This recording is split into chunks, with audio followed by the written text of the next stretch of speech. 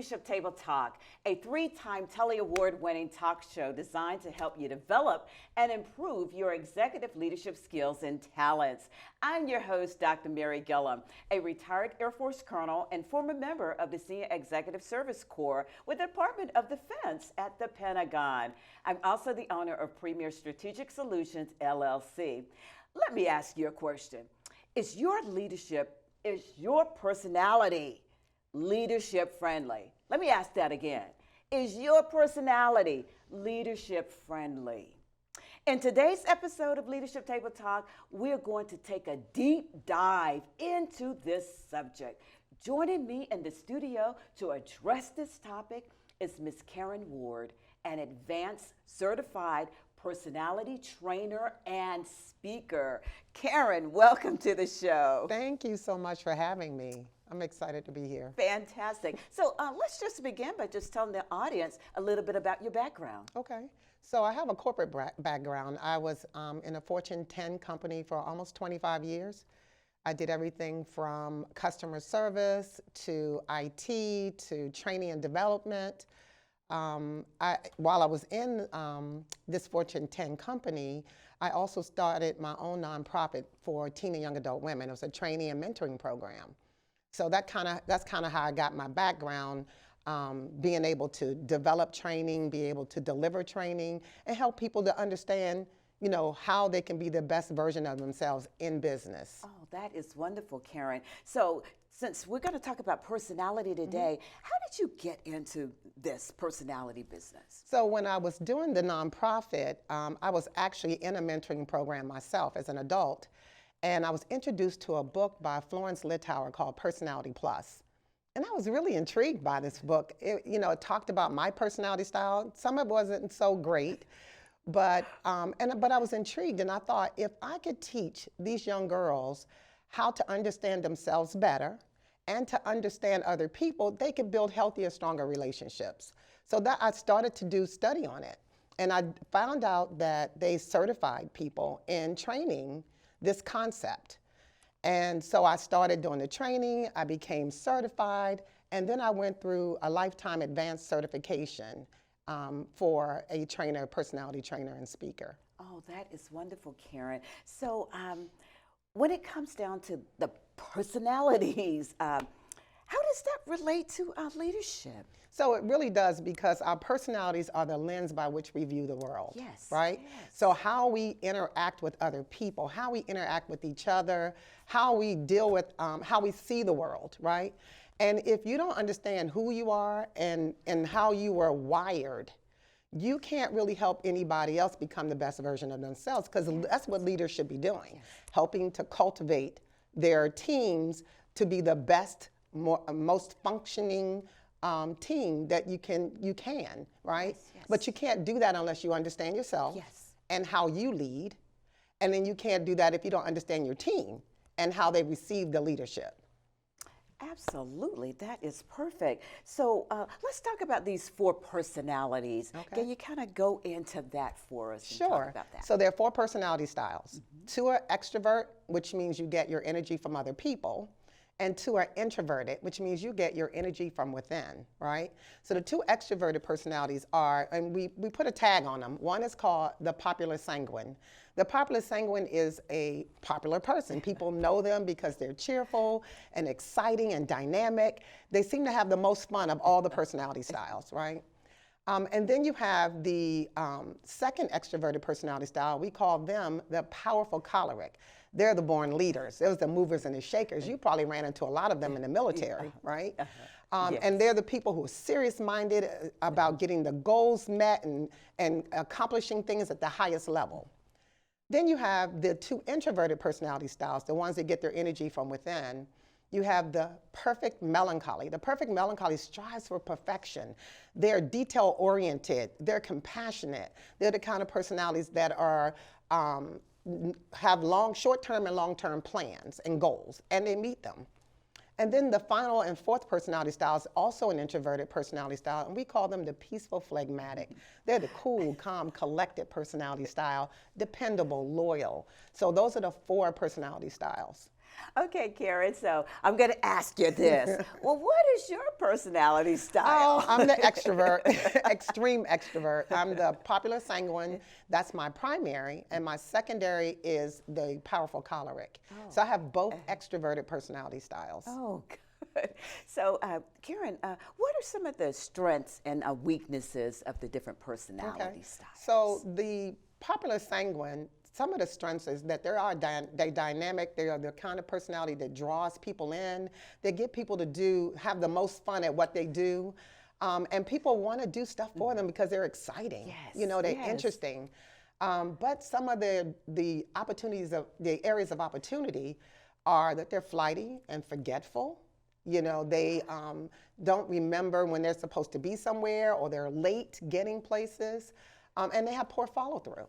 And then you have the powerful choleric. The powerful choleric, as said was before, they're a born leader. Yeah. They're a mover and a shaker. They are the kind of people that can manage anything that you give them, right? Anything at all. However, they could be curt and abrasive and rude, and have little need for friends. So every personality has strengths and areas of opportunity. The introverted personality styles, the perfect melancholy, for instance. That person is detail-oriented. They're able to plan anything, long-term, short-term goals. They're compassionate and understanding. However, their area of opportunities are that they're critical of other people, right? They're critical. They are judgmental. They complain a lot. And they see the worst in a person before they see the best in a person. And then the final and fourth personality style, the peaceful phlegmatic. They are loyal and dependable. You can count on them if you have an issue or a problem. You can go to them and tell them how you're feeling. But they're also disinterested and uninvolved and just aloof, and they're quiet and they don't like to be in the forefront. So they also have areas of opportunity. Oh, Karen, that is outstanding information to share with our audience. And so let me just ask you, can a person's personality style change over time? That's a really good question. So you're born with your personality, and you'll die with your personality. However, how you present could be based on a number of factors. Let's just say you've gone through something traumatic, and you are an introverted personality style. You may retreat and become more introverted, or you may become extroverted just to kind of keep people away from you. So it can definitely present differently, but it will never change. So there are things that will shape you. Good things shape your personality, negative things shape your personality. Wow. So over time, have you met people, engaged with people that, okay, their personality, you may have thought they were one way and then they were, can you maybe give an example of something like that? Absolutely. Okay. So there are people, I had a friend actually, I thought she was one personality style. She seemed to be very extroverted because she was a speaker and she would come in and deliver training, and she was so outgoing and personable. And I thought she was an extrovert. And so she was the first person that actually fooled me. But what I found out is when you are in a position that you have to be in, you can shift and present like another personality style. So she was presenting because she needed to. Her job was to be in front of people, to engage people. So she was able to do that. But when she stepped away from people, she had to regroup, and she just had to get her energy back. So yeah, people do that all the time. Wow, that is really interesting. So Karen, let me ask, for the leader, that knowledge of the personality style, his or her own personality style, and even that of those that work for him or her, why is that knowledge important, to understand? It's critical that you understand yourself and how you lead and why you lead the way you do. If our personalities are the lens by which we view the world, then we need to understand why we view the world the way we do, right? So if you have an extroverted personality style, I'm expecting people to move quickly and to get things done and get it done really quickly, and when I need you to get it done. But everybody does not operate that way. So if you think everybody's going to do the way you see things or behave the way you see things, that's not how it happens. And so you're expecting something that you're never going to get from certain people. Right? Mm-hmm. If you expect a person to be up front and lead, but they're introverted and they're behind the scenes, you're not going to get what you need from people if you don't understand them. So the best way to get what you need is to understand yourself and how you lead and how you impact people, and then understand how people receive your leadership and the impact that you're having on them. Wow, that is really good information. I just look back over my even my military career, and I wish I'd had a lot of this information and stuff, because a lot of times, you know, you're barking out orders and things, and it's like, okay, that's probably not the best way to do that, because the people that you're talking to, that's probably not the way they receive things or even respond.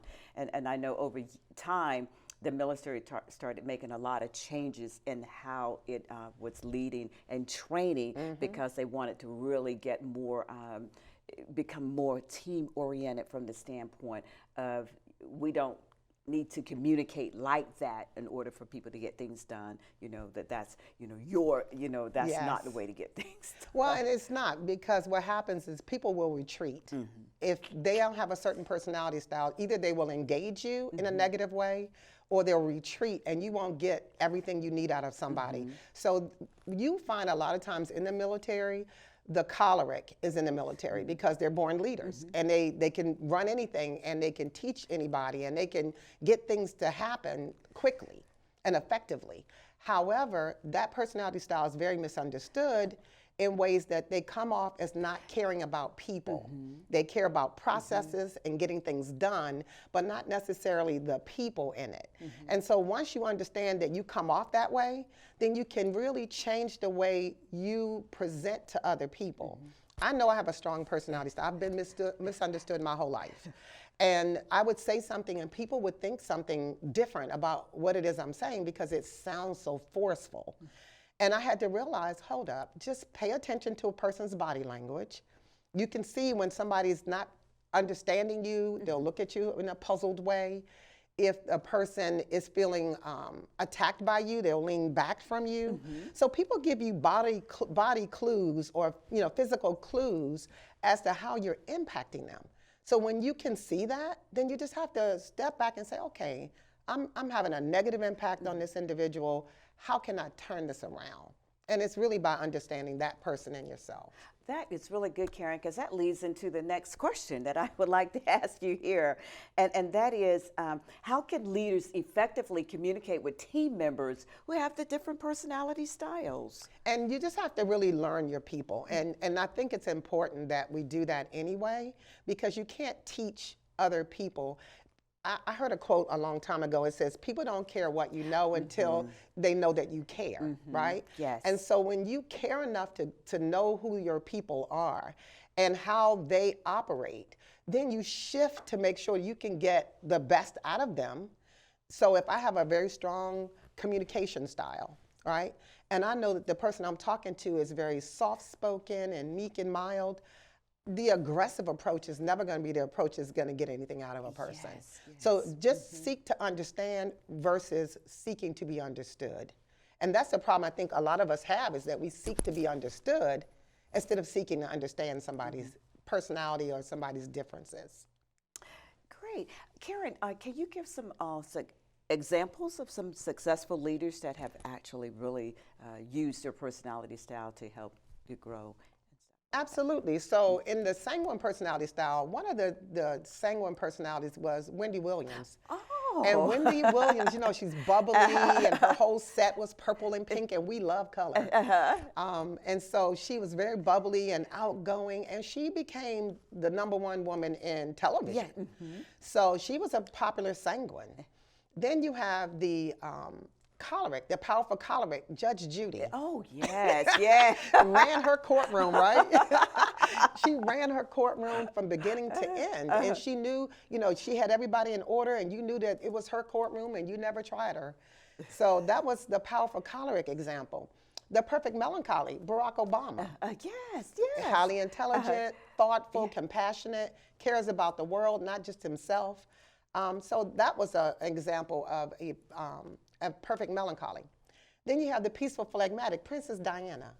You couldn't really read her, you know what I mean? So phlegmatics, you can't always read them. They have a blank look on their face, but they are very loyal and they care about people and they're dependable. So those are some of the examples of people in business or in government that, are each of the personality styles. Oh, wow, that was really great, Karen, and those were some fantastic examples as well. So can you talk a little bit more about the personality theory itself? Yeah, sure. So the whole profiling theory was developed by Florence Littauer, who I trained under. And what the idea is that we all have inherent personalities, right? We're born with our personalities, and we have basic desires, we have emotional needs, and those things drive how we interact with people. And so it's so critical to understand how you're wired. I actually am in my business is I do an assessment called Wired That Way. I gave you a copy of it, and it's called Wired That Way. And that assessment helps you to identify who you are, like what's your personality, primary and secondary, and then how you see the world and how you see other people. But it also, the most important thing is to look at the ones that you are not.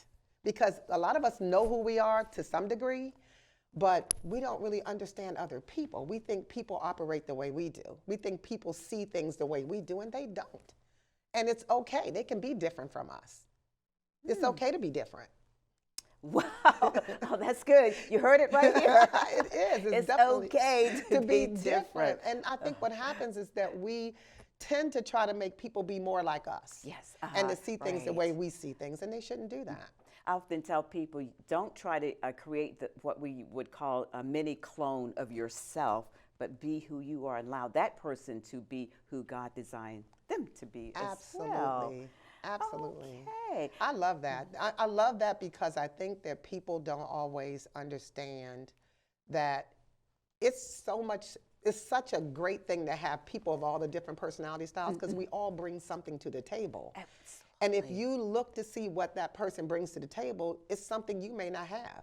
And that will help balance your whole organization. Oh, that is wonderful. That was just so powerful because I know in companies, and I know you have your business and everything, if you just bring in people that can do what you do, then you don't fill all those other areas that need to be filled. Absolutely. Where, can you talk a little bit about that? Yeah, I just think it's important that people understand that we all have unique gifts. We have unique abilities that support each other. And people shouldn't be looking, as you said, to hire a clone.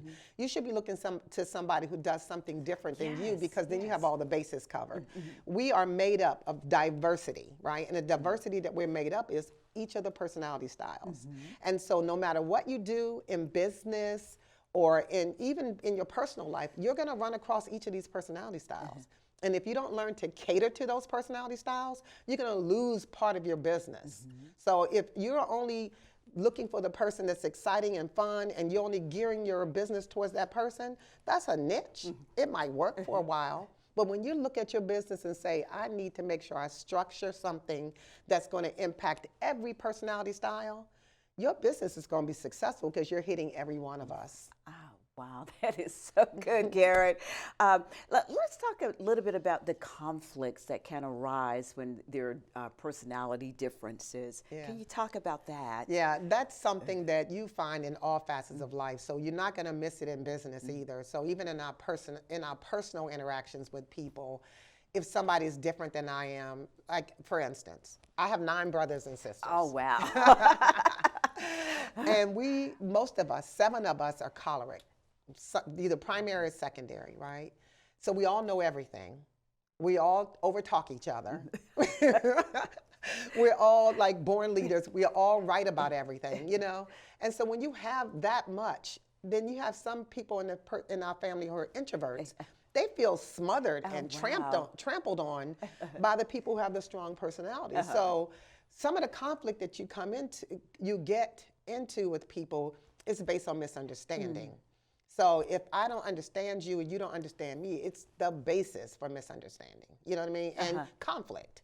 And so the best way to get around that is to say, okay, why is this person different? Why does this person see it that way? Just, you know, open your ears and close your mouth a little bit so you can get to know somebody and understand why they see the things they do, because sometimes, they always say that you already know what you're thinking, so you can be quiet and listen to somebody else because you don't know what they're thinking. Absolutely. And they can add value to your business and to your organization. Oh, that is so good, Karen, because I always tell people, if you want to lead effectively, you need to learn how to listen so that you can learn and therefore lead more effectively. So true, so true. Now, Karen, we talked about the conflicts and so forth. Well, what are some best practices that people can do so that they can work together as a team with different personalities? So you get to know your team. So if that's team meetings or sessions where you get together and you can brainstorm, you can see the different personalities, especially in the brainstorming. You'll see the people who don't want to talk that much. And some of them are afraid to talk. So you have to cultivate an environment that's inviting, that allow people to be not judged. Yes. I love brainstorming because brainstorming has rules. The rules are, there are no rules. Right? There are no rules. You get to say whatever is on your mind, and you're not going to get judged, and we're not going to throw anything away. Everything hits the board and stays there when we put it out there, and then we can talk about it later. But if you just allow your people, have an open policy, open door policy, where people are able to be free to communicate effectively, you're going to get the best out of people. You really are. Now, Karen, let me ask you, before we leave here today, I want to talk about this book of yours. Is this your first book that you've read? It is my first book. I'm working on a companion guide to this book. Well, tell the audience a little bit about your book here. So my goal in life, I realize, is to help people build healthier, stronger relationships, right? And that's as it was in business, in our personal lives. So I wrote a book called Coupled for Life, Overcoming Personality Differences in Marriage. And I did that because I've been married almost 30 years. Yes, It'll be 29 years this year. Congratulations. Blows my mind. But one of the things that I got from being married so long is that we have personality differences. My husband and I have the same personality styles, but the opposite of each other. My primary is sanguine, choleric, his is choleric sanguine. So we present differently. He presents as a born leader with little need for friends, and I present as a person that want to have fun and enjoy life. And so when we are both in that sanguine role, we want to have fun, we travel, we have a great time together. But when we are both in the choleric space, we both know everything. We're both born leaders. We both want it our way. And so I learned that if you learn to balance your strengths and areas of opportunity, you can have a sweet thing going on. Oh, wow. Right? And that's wonderful. in any marriage, in any relationship, even in business. Like we talked about before. When you can balance all the personality styles in leadership, right, it becomes a sweet thing because everybody gets taken care of. Oh, Karen, that's awesome. So for your book, who's your target audience? So married couples or couples who want to get married. Because this book is really talking about the wedding vows and how people have struggled in their wedding vows, in certain areas of their wedding vows, and how they were able to overcome those things. So that's what the book is. So if you think you want to get married, get the book. If you're already married and you're struggling with your mate's personality, get the book. Oh, that is awesome, girl. So let me ask you this before we get out of here. Is there anything else that you would like to share, let our audience know when it comes down to understanding the differences with personalities and so forth? It's allowing people to be who they are, who they were wired to be, who they were created to be.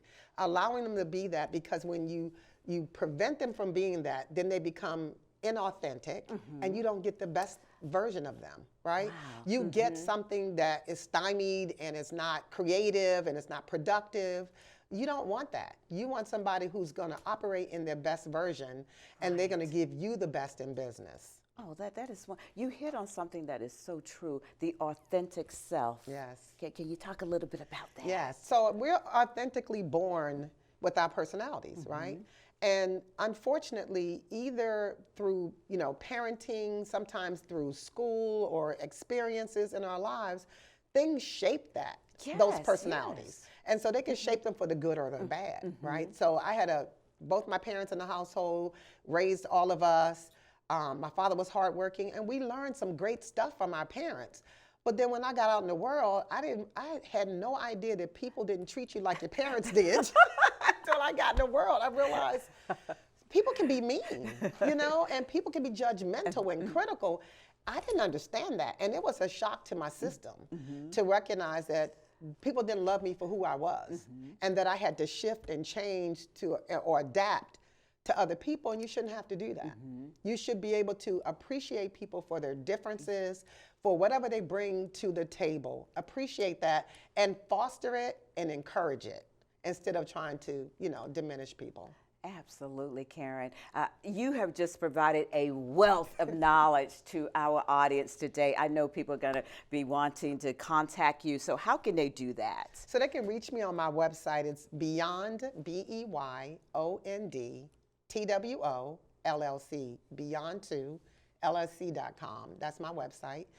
They can get the copy of the book there. They can get Wired That Way assessments so they can identify their own personality styles or their mates or their coworkers.